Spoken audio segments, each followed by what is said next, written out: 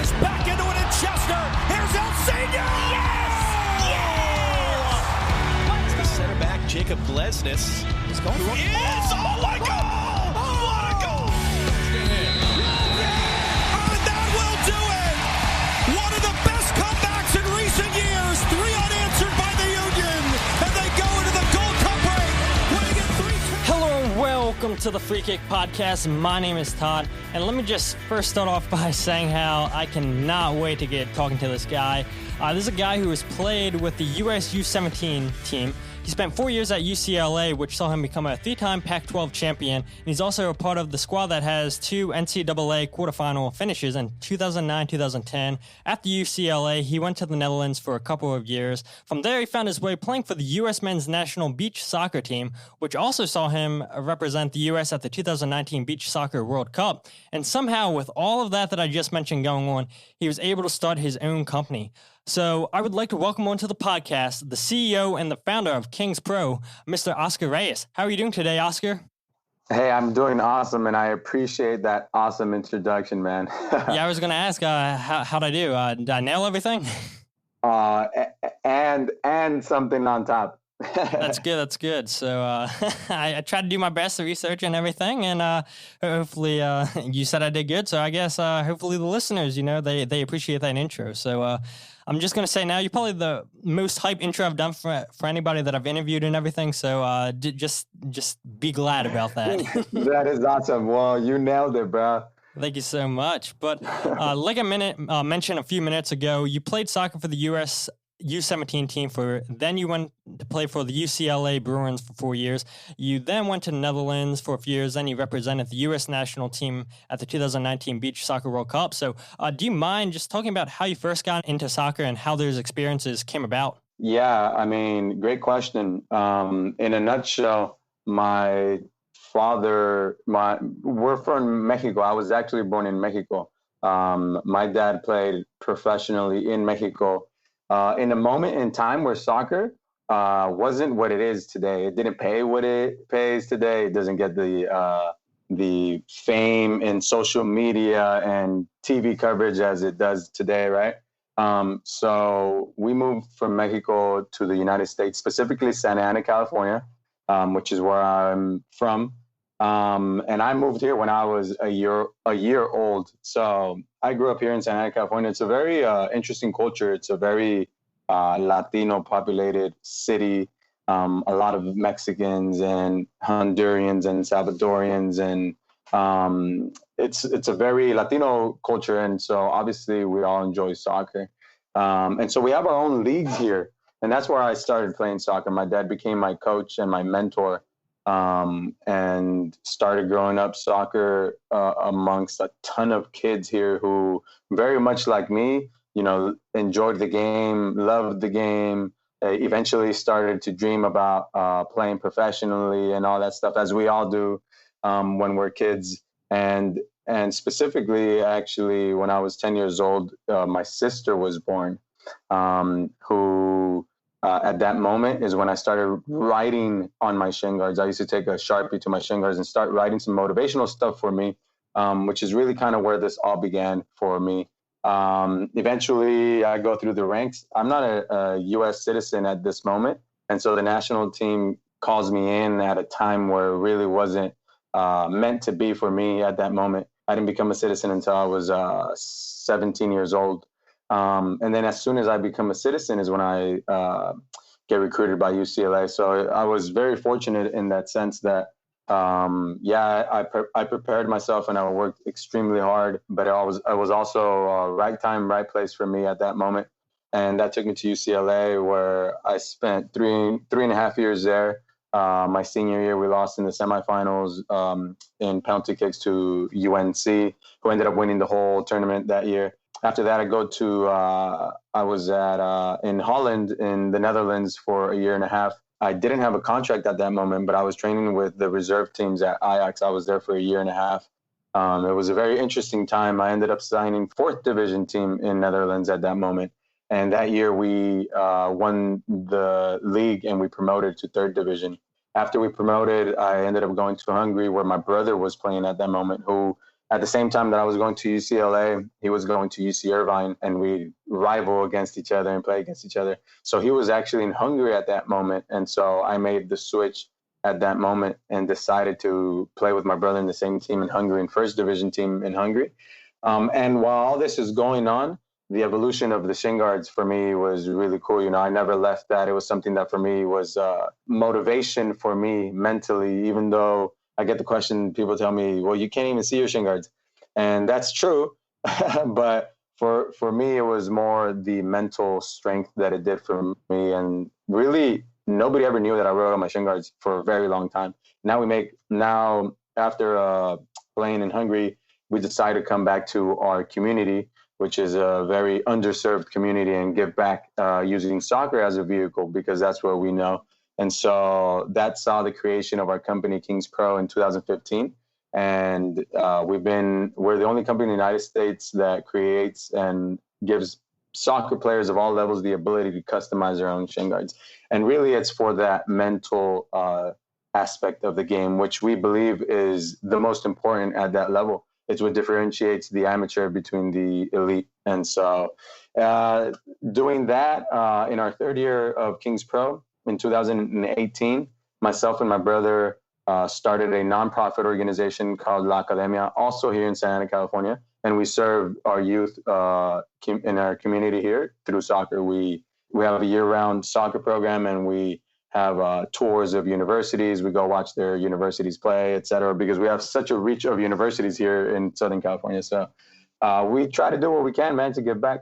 Yeah, it sounds like it. I mean, you're staying busy. And one thing you talked about, just coming through, playing with the reserve teams at Ajax and everything, and then you eventually found your way in the fourth division of Netherlands soccer, and then you went to Hungary. I mean, how were you received over there? And there's two completely different countries. Well, in my specific instance, because I look Mexican, I was ironically portrayed as Mexican when I was in Europe, right? So everybody saw me as a Mexican player, although I grew up in the United States, and that's just the geography at that moment. But so I was received very well, especially in the Netherlands. The style of play I fit very well within that style of play there. So my soccer ended up really doing the talking and started really getting a good relationship with the teams there and the soccer there, and eventually continued to grow and went overseas to Hungary. And Hungary was a little bit different, specifically where we were, which was the city of Kaposvár. It was maybe 2 hours away from Budapest. It was a bit hostile, actually. And so a little bit of that, and the fact that we wanted to start our own company and our own program that gave back to our community at that moment. And also that my sister was growing up in the United States, wanting to also become an elite soccer player.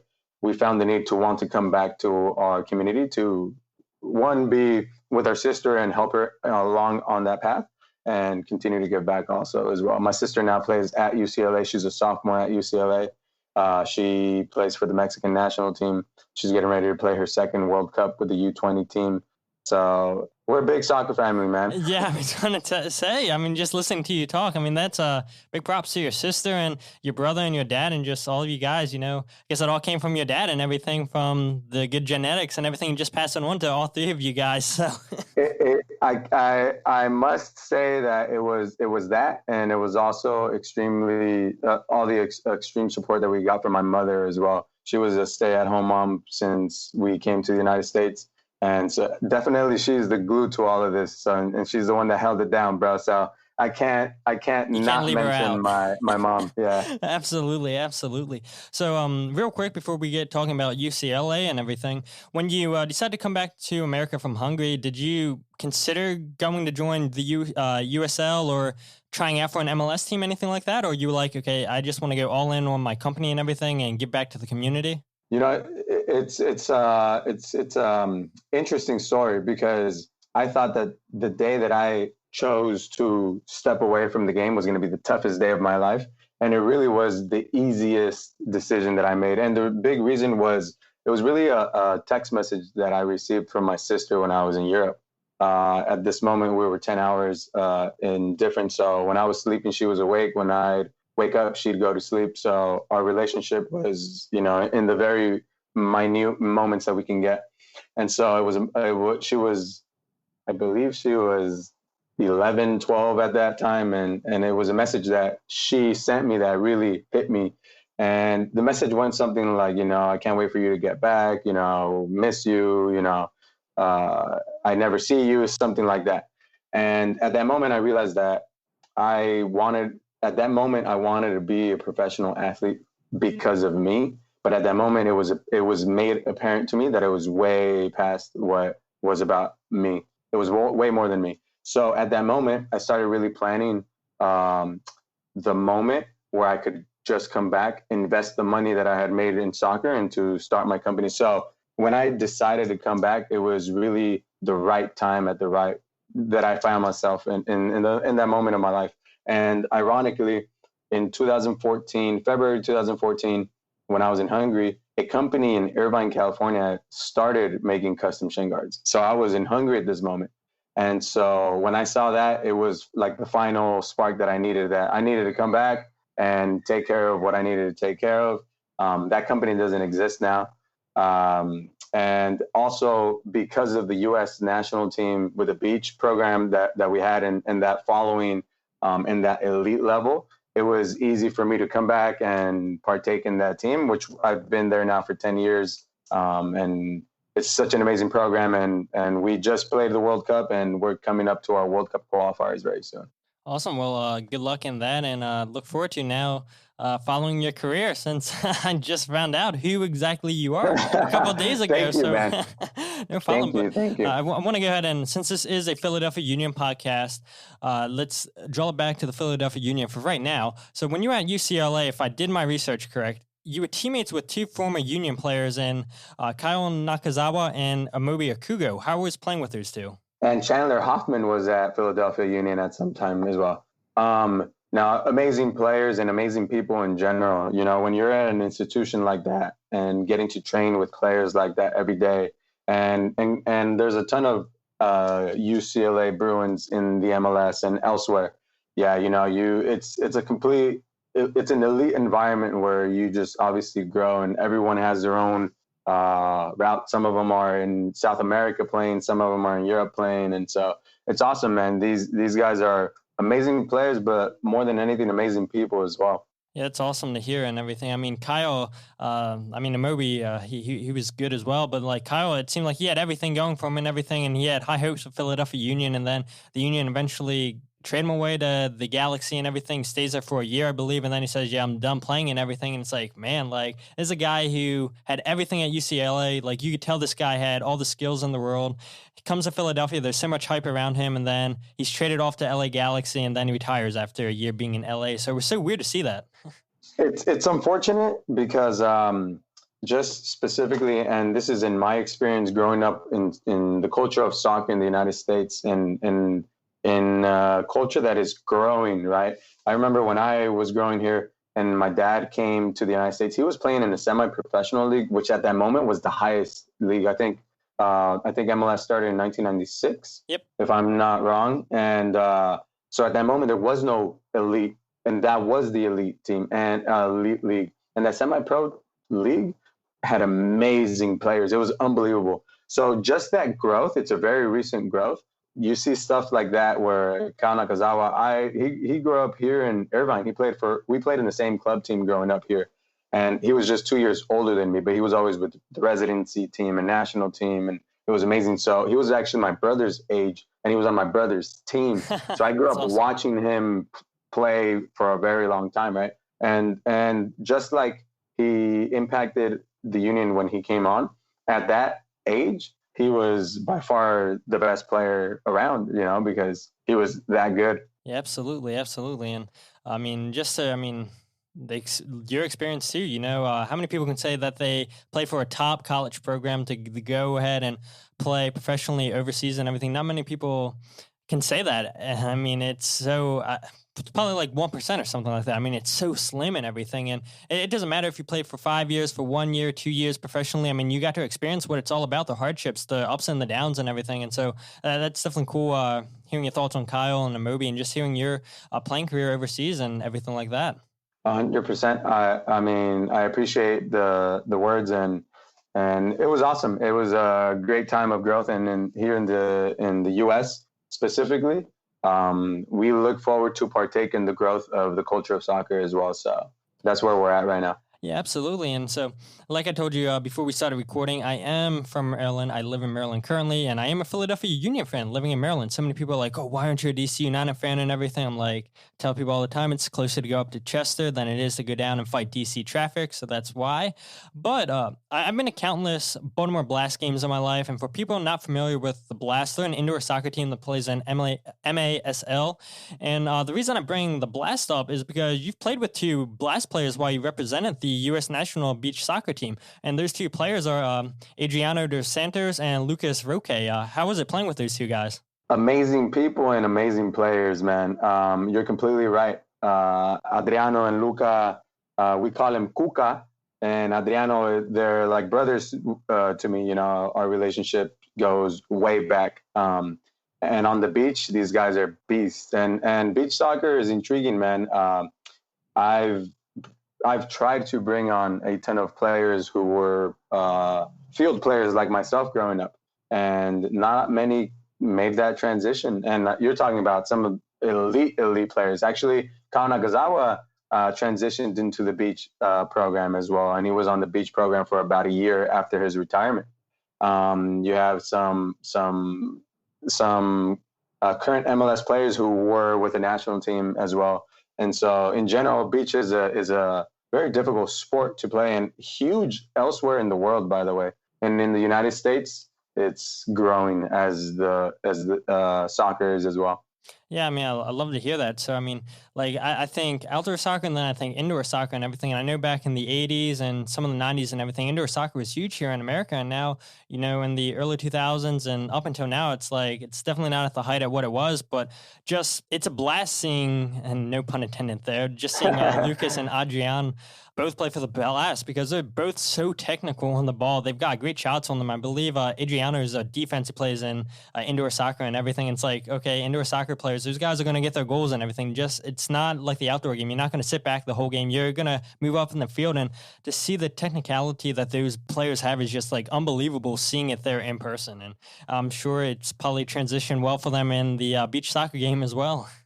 And specifically, they're Brazilians, so they grew up on the beach playing beach. So, I mean, for them, really, the transition between futsal and beach and soccer, it's all hand in hand with them. So I think you can see that when they play indoor with the Blast, because they're just amazing soccer players in general.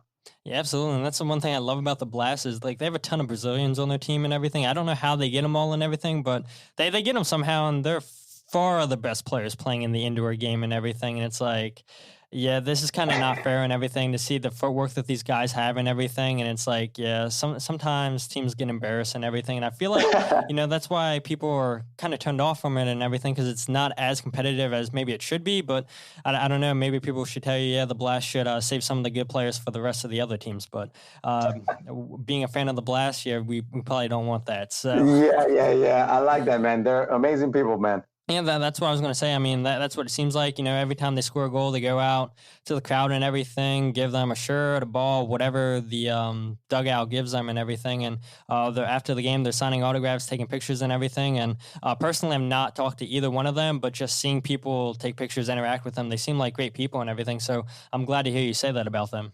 Yeah, I mean, and we do the same with the beach soccer program. I mean, those players are elite players. And so their reach and their ability to touch another person's life is huge, and they do it very, very well. Yeah, exactly. I mean, there's moments you have with young kids and everything. It's going to last a lifetime for those kids. That's something that they're never going to forget. It doesn't matter, you know, oh, they're not a big professional player. It doesn't matter. It's still a soccer player. These guys are going out to a game to watch and everything. And just for that player to interact with them could change that person's life for the rest of their lives. 100%.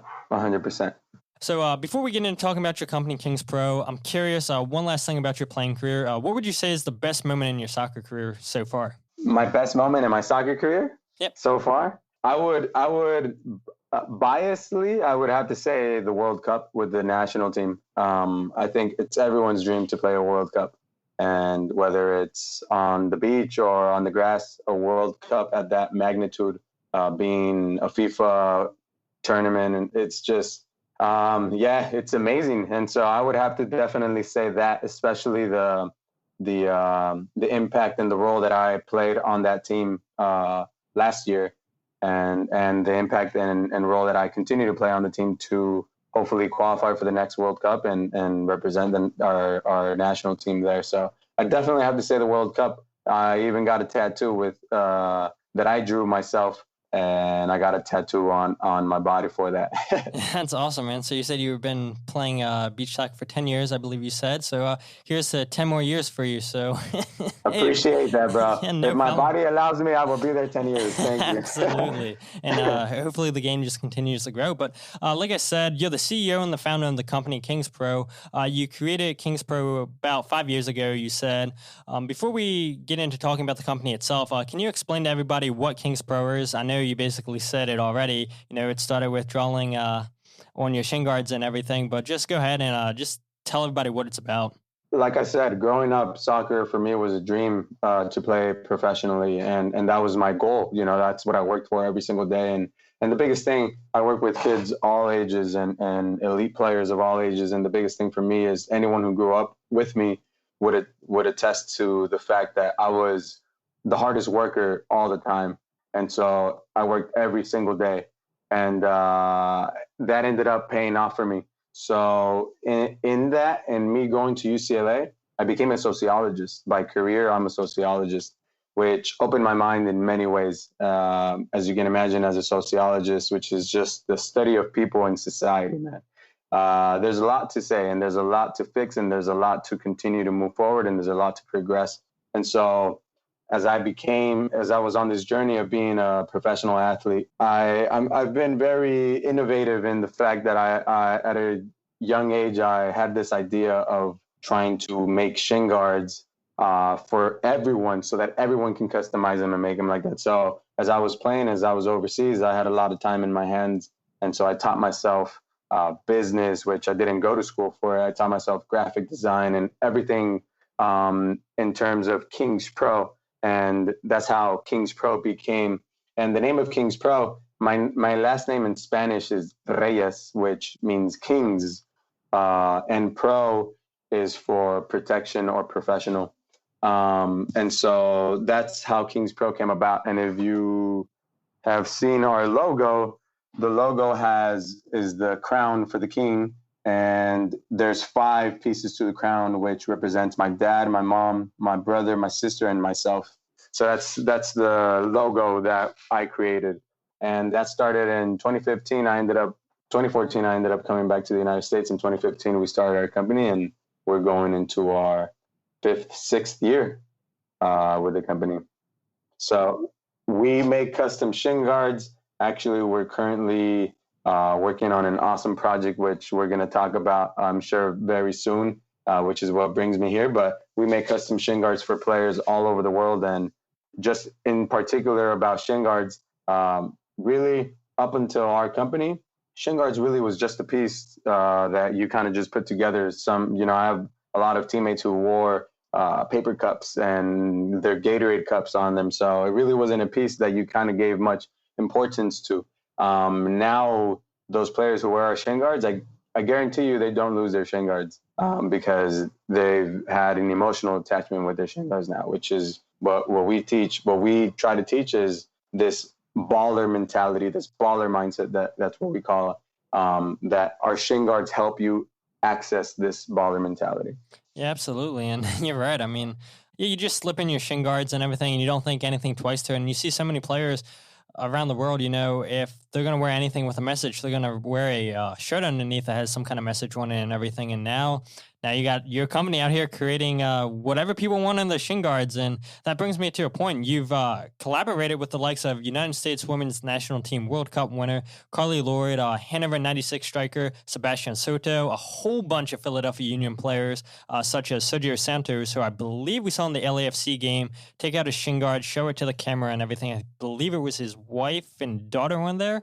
Yes. Aurelian Colin, El Seno, David Acom, Fafa Pico. The point is you created hundreds of shin guards for players. So how did these connections come about? It's because I grew up playing at UCLA, and a lot of those friends were my teammates or opponents, right? And we either played against each other or played with each other. And on those teams where I have friends, obviously they call me and we take care of them, And then their teammates find out that what the heck is this, and then they want some, and then it just goes like that. Right now we have a great relationship with these teams, and so several times we've made team shin guards for the entire teams for the season. So our shin guards honestly are extremely comfortable, extremely light, which is what the modern soccer player likes, and so that's why they enjoy wearing our shin guards. Besides the fact that they can obviously customize them to their likes, so it's awesome, man.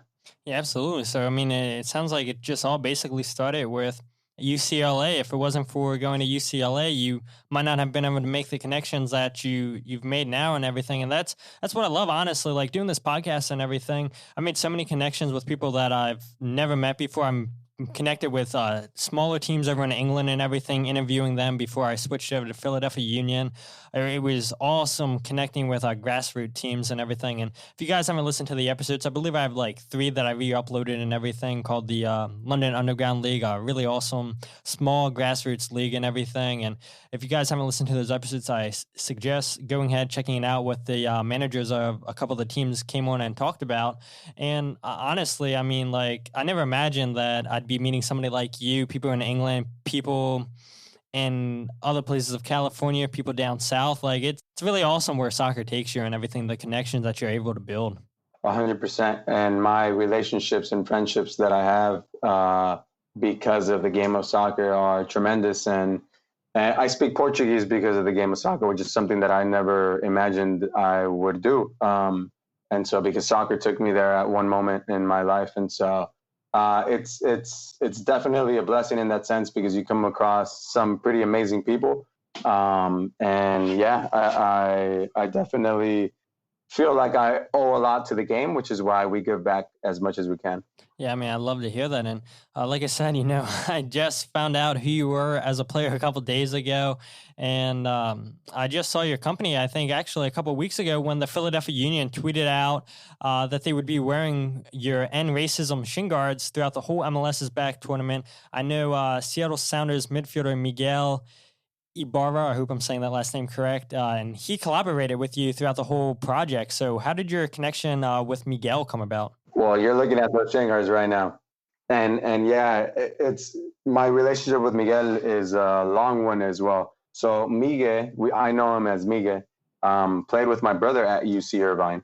So that relationship goes way back. And so he actually, we have such a great relationship. So as soon as he started blowing up, first with Minnesota United and then went to León, I mean, we've always kept an awesome connection. And so this actual launch of this End Racism product was a very sudden and very quick shift in strategy, because actually a while back, if you can see, I'm in my home office right now. And if you can see the pattern on the back, it's a purple and gold pattern that I drew on my home office. And so it's a mural that I did when the passing of Kobe Bryant happened. And so Miguel Ibarra was extremely fond of Kobe Bryant, and he had met him a couple of times at UC Irvine.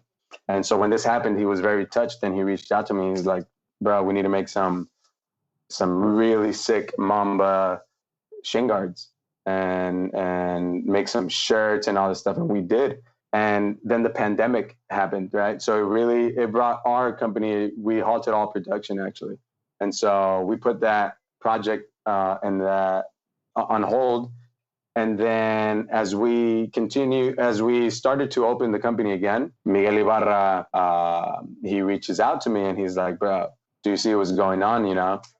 Actually, it was a message on WhatsApp. We communicate via WhatsApp, and it was a message. He's like, you see what's going on TV right now, bro?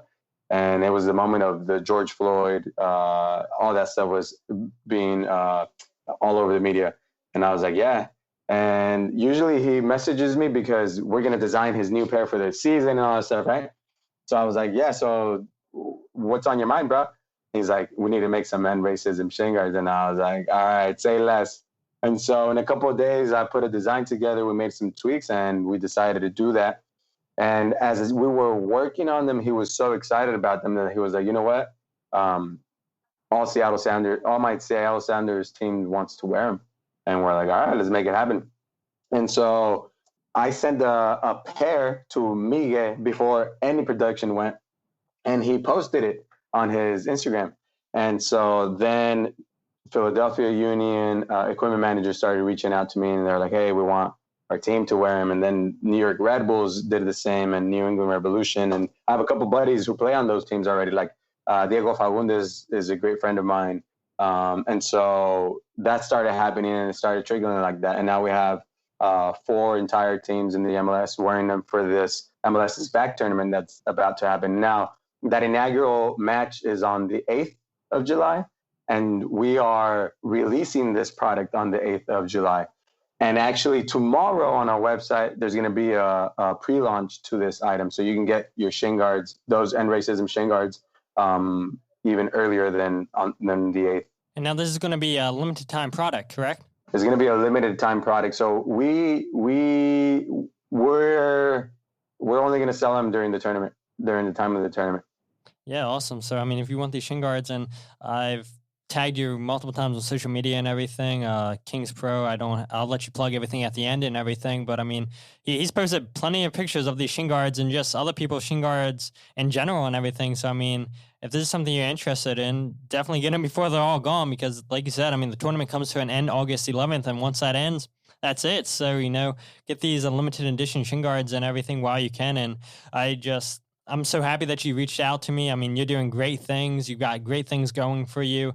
And like I said earlier, I mean, this is just what I love doing about the podcast. I mean, I might not be the most amazing social media guy, the best podcaster or whatnot, but that stuff really doesn't matter to me. It's because the connections that I'm making with people like yourself, people, like I said, over in England, other parts of the U.S. and everything, that's what matters most to me and everything. And that's what's so amazing about the beautiful game. You're completely right, man. And you know what? On this mural, I have a ton of quotes that I put in. Like I said, I used to not only write on my shin guards, I used to write on my shoes. In beach soccer, we don't wear shin guards, and I usually wear tape, and I'll write on my tape. It's just the visual. To me, it's a visual cue that really gets me in the zone. And so on this wall, I have a ton of quotes. But one of the biggest one that I have is you don't get what you wish for, you get what you work for. And it's just what you talked about right now, a lot of hard work and sacrifice, and eventually you make these connections and relationships because of the game of soccer. So it's no wonder why they call it the beautiful game, right? Yeah, absolutely. I mean, spot on there and everything. And I know you're going to continue to do great things with your playing career, but not only that, with your company, which, like I said, I mean, you've had hundreds of players, hit you up and, hey, design this for me. Let me get these and everything. And I mean, you'd love to see it. And I know it's going to catch on like a wildfire. I mean, it might be hot right here in the U.S., but I know eventually it's going to hit over in Europe and everything. Because like I said, over in Europe, you see people wearing messages on their shirts and everything. And, when those guys lift up their shirts and everything, they're getting that yellow card and everything. Well, after you score a goal or something, you take out that shin guard, you show your shin guard, you're not going to get a yellow card for that. So yes, bro, we found a solution. And if I can talk a little bit on the design, yeah, go ahead. It's a unique design in the sense that you can see 4 fists, and when you put the shin guards together, they're coming together in unity. That's the design. They're really it's one image together. There's a quote right here that says, "Some before us have given their lives so that our youth can enjoy the freedom they never saw." On the other side, it says, "I take a knee to bring an end to all forms of racism and oppression. Hashtag end racism." You have our enough is enough. You have the hashtag end racism. Obviously, you have the branding of Kings Pro. And on the other side is the same, enough is enough, and racism, and then that quote. Now you see on the corners, there's an X mark, and this was designed so that players can sign their name in affirmation of the message that's going on. Also, so they can put their number in there. They're going to be wearing the same shin guards, and for them to distinguish their shin guards, it's nice to leave a little space for these players so they can put their name and their number so they can obviously not lose them. So that was a design that was inspired by Miguel. Yeah, I mean that's it's a great thing that you're doing. It's a great idea that Miguel had to come to you and everything. And yeah, I mean you're a very very creative guy and everything. Just looking at the pictures and seeing you right now through Skype showing me and everything. I mean, I know I couldn't come up with something like that. So you're very blessed, not only playing soccer but creative wise and everything. And you'd love to see it.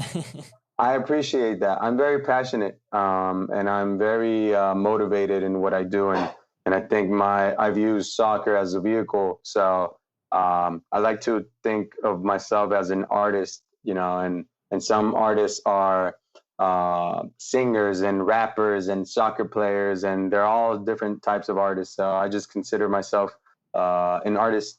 Man, I'm just lost for words and everything because I mean, just the amount of time I'm sure you spend going through every fine detail and everything, trying to get these products out, especially for this MLS tournament. You've given out shin guards to 4 teams, I think it was, you said, and everything. I mean, you had to have been busting your butt out to get these. So these teams had these shin guards ready for them to go down to Orlando and everything. And I was curious, how that whole came about with getting in touch with the teams and everything. You kind of answer that and everything. And props to Brendan Kamitsky, who's the equipment manager for the Philadelphia Union and everything. So shout out to Brendan for looking out for the players and everything.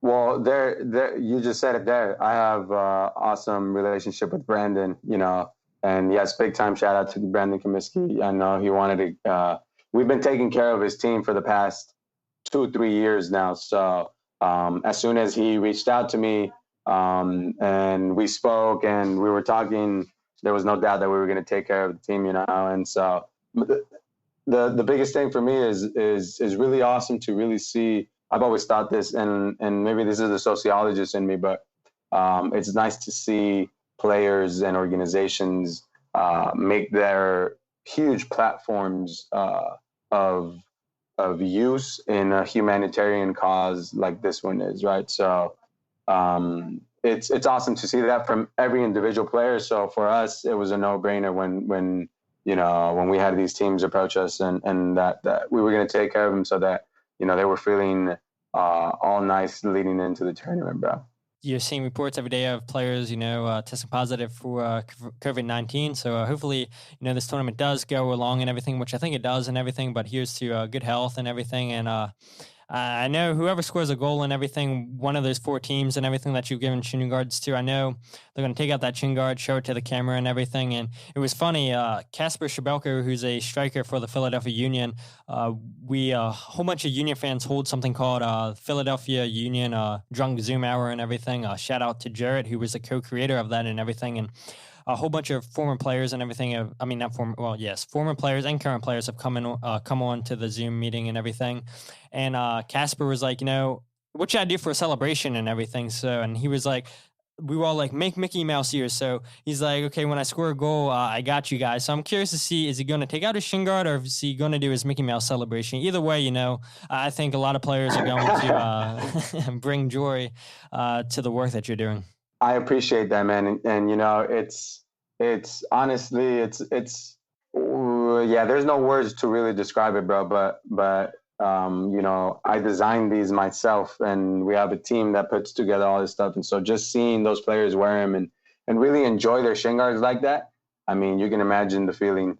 Yeah, absolutely. Absolutely. I mean, shin guards were a thing where, you just put them there so your shins don't get broken, everything. And now you got your messages, your motivations, why you play the game and everything. And you just love to see it and everything. But let's go ahead and talk about the MLS is Back tournament, like I just said, real quick. And I want to get your predictions on which teams you think will make it to the final and come away winning this tournament. But before we get into that, first thing I want to know, since you are from California, is it LAFC for you or LA Galaxy?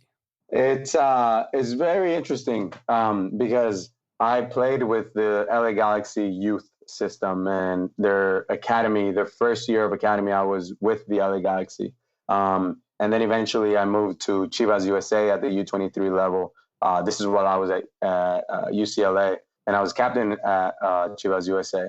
And so now that I just enjoy the game by watching it, I'm a huge enthusiast of a good brand of soccer.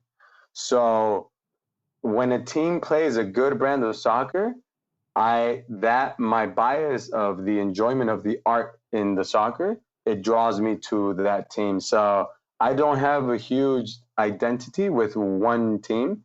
And I just enjoy great soccer in all the world, right? In every single league. But if I was a little bit biased, I would have to say LA Galaxy because I represented LA Galaxy. But I do love the brand of soccer that LAFC plays, Yeah, absolutely. And real quick, I want to give an update to people in case you haven't been paying attention. But the league confirmed that the top 3 teams in Group A, the top half of the group's finishers will advance to the knockout rounds. The top 2 teams of the other groups will also earn advancements to the round of 16. And then the next 3 highest ranked teams in the group stages based on points will go to the round of 16. And quick side note, the 4th place team in Group A will also be eligible if they have a high points total and everything, a tally and everything. So I just wanted to throw that out in case people haven't been paying attention and everything. So that's great for the Philadelphia Union where they're in the group of 6 and everything. They don't have to sweat it out and everything like, okay, we got to be in our A game, which I believe they will. But which 2 teams do you have reaching the final and ultimately coming away lifting the trophy come August 11th? Putting you on the spot. I'm putting you on the spot. Yeah, you are, and I'm going to give you an answer. Hey, and as long as you don't say the New York Pink Cows, we are fine. The New York Pink Cows are the Red Bulls and everything, so as long as you don't say the Pink Cows, we're good. And just because you're on a Philadelphia Union podcast doesn't mean you have to say the Union either. So, just be honest as long as it's not the Pink Cows. Well, like I said, look, first, my bias would draw me to the 4 teams that are wearing my shin guards. Because of the support, right? So that's where my bias would take me. If I was to put my bias aside, I would like, and this is going to be a surprise to you and to most people, but I would really like to see FC Cincinnati do well because Frankie Amaya, who is from Santa Ana, California, he actually dates my sister. I want to see that team and himself do well. So I'm gonna cheer for FC Cincinnati in that sense. So that's one of them, right? Yeah. Second, I would have to second LAFC because of the brand of soccer that they play. Yeah, the thing that's interesting about LAFC for me is I read a report yesterday on ESPN that said Carlos Vela is more than likely not going down to Orlando because his wife, I believe, is pregnant and everything. So that would be interesting to see how LAFC plays without Carlos Vela. I mean, they have Bradley Wright Phillips, who's been a veteran of the game, but again, he played for the Dead Bulls, the Pink Cow, so I don't care about Bradley. I know they have Diego Rossi, who's a really, really, really fine player and everything. We saw that when the Union played LAFC. I know they have Brian Fernandez, another promising young player and everything. They have a really good midfield, but will it be enough if they don't have Carlos Vela? I'm not really sure. The whole LA Galaxy thing with Chicharito, I think there's a lot of pressure on him to replicate what Zlatan did, and I don't think he's going to do it. I know I said that when I was giving my MLS predictions a few months ago and everything, but I don't know. Those first 2 games that Chicharito played for LA Galaxy, he didn't look the best and everything, so Christian Pavon's going to have to carry that team, which it's going to be tough and everything. So I was thinking the FC Dallas, but they have a lot of players that have COVID-19 right now and everything. So it's like, yeah, how strong is the squad going to be once this tournament kicks off and everything? They have a lot of young, promising players. They gave it to Philadelphia Union the first game of the season. I think LA, so I said both the LA teams, I'm not trusting them. Seattle, I think, could be a team out the West. They always find their way in a final. It doesn't matter what final it is. So I guess I'll go with Seattle Sounders for the West. I want to say Philadelphia Union. I do think they have great depth and everything. I think Jim Kirchin said a lot about, some of the players are as sharp as I've seen them. They're coming back sharper than they were after preseason and everything, which is great for us Philadelphia Union fans. Atlanta, I'm not really concerned about them. I know they just signed Jurgen, what's his last name? Jurgen Damm, who's a Mexican international winger, I believe it is. Yes, but they don't need wingers. They need a striker. Joseph Martinez is gone for the whole season. They've never been a great crossing team and everything. Yes, Pity Martinez can carry them. Yes, Ezekiel Barkle is still there and everything, but is that enough? Is that enough? They don't have a striker. And yes, those players that I just mentioned are really, really good players and everything. And we've seen Pity and Ezekiel disappear at times and everything. And they've got to be in the A game if they want to lead Atlanta United to the cup. New York City, they're a team that I wouldn't be surprised to make a deep run and everything. But yeah, I'll say Philadelphia Union because it is Philadelphia Union podcast and Seattle Sounders. And yeah, sure. Why not Philadelphia Union lifting this cup? I don't think it's going to happen. And I really don't want that to be our first major cup that we win. Well, our only cup that we won, not counting the preseason trophy that they won. Nobody counts theirs. To say, oh yeah, we won the Mickey Mouse Cup and everything. Like, oh wait to get your first major trophy. Well, and to echo what you said right now, in terms of predicting who will win this tournament, it'll be very interesting, and not just for LAFC and that they won't have Carlos Vela, but just in general, how every team has and carries this tournament in terms of the future, right? So you got to imagine that the coaches are thinking of playing some youth. You got to imagine that some of these star players aren't going to get all the playing time because they need to prepare them for the rest of the season. So it'll be very interesting, definitely. Yeah, absolutely. And I know the first 3 games, the group stage games, those count going into the regular season and everything. So yes. I think we'll see coaches take that very serious. If you're a team like Philadelphia Union and everything, and you advance out of your group and it looks like you're making a run, I wouldn't be surprised if they keep sending out their best starting 11 and everything. Oh, yeah. Just because if you win the tournament, you get a spot in the CONCACAF Champions League going into next season. I know the players get up to $1.1 million in bonuses, not just one player, just all of them. They split the money and everything. So there's definitely motivations there and everything. But I think you're right. For maybe the Atlantas, the LAFCs, where they don't really need to take this tournament serious. Sure. Where let's try different formations. Let's see who can replace Joseph Martinez. Who's going to give us that option up top. So those guys already know, we have a good enough team to get a Champions League spot where we don't need to win this tournament. So they might tinker around with their lineups and everything and see different things and everything. So it's going to be a wide open cup and everything. And I like that shout out by FC Cincinnati, even though you might be a little bit biased with that and everything. And they do have a former Union player, Harris Medunian, who does not give the team any defensive stability at all. But he is a great set piece taker, not hating on you, Harris. But, yeah, I love your prediction. So you're going to be minus FC Cincinnati fans. I think you're going to be the only one saying that. So yeah, correct. And I'm okay with it. Absolutely. But I mean, it's been a pleasure having you on the podcast, Oscar. We could talk for probably another hour and everything. I mean, so many questions and everything. And for all you listeners that didn't give questions, shame on you guys for not giving questions, because how many people can say, oh, I asked a question to somebody that's played in a World Cup. It doesn't matter if it's Beach World Cup or not. It's still a World Cup. How many players can say, oh, I played for the national team? 100%. Like I said, it's 1% of people. Even that's it's too even high less. And everything. It's even less. So I mean, yeah, shame on you guys for not asking questions and everything. But maybe there'll be an opportunity for you later down the road and everything. But why don't you go ahead and tell everybody, Oscar, where to find you on social media and all that? Well, the best way people can support us and support our movement and support everything that we do is to follow us all on our social media at Kings Pro. Definitely visit our website, which is kings-pro.com. And tomorrow there will be a pre-launch that we're going to make accessible to all our followers. So definitely they want to check the website tomorrow. There's going to be a pre-launch. They're going to be able to access these shin guards that are going to be sold at $45.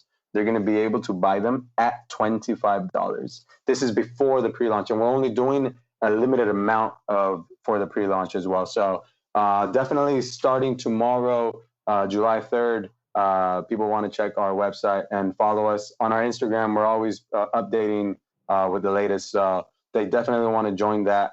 And that's the best way they can support us. We also donate a percentage back to our nonprofit organization. So that money goes directly to helping provide the necessary means to create a structure for youth soccer players here in Santa Ana, California. So anyone that wants to support, definitely follow us and visit our website.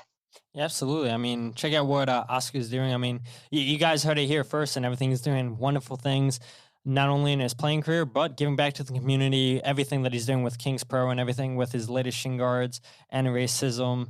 And, if you're a player, you're still playing, if you want customized shin guards, well, you know where to go and get them and everything. And if you guys aren't following the podcast on social media, you can follow us at Free Kick Pod on Twitter, Instagram, and Facebook. You can find the website at thefreekickpodcast.com. Wherever you get your podcasts, just search The Free Kick, Todd Lewis, and it will pop up wherever you get them, like I said. And Oscar, man, I mean, it's been a blast having you on the podcast. We've got to do this again and everything. I look forward to, like I said earlier, just following your career now and just following just the heights, the new heights that your company is going to go through, because I know it's coming, and I hope you know that too. Of course, and it's been by design, right? That's the end result. But it's a pleasure, man. And honestly, thank you for the time and for allowing me to share our company and our vision and our movement. I love what you guys do as well. So shout out to all the people and the community that you've created as well. And definitely anyone that wants custom shin guards, I know a guy, so they should definitely hit us up. Absolutely. Well, there's no better way to end the podcast than that, because with that said, my name is Todd, and this is the Free Kick Podcast.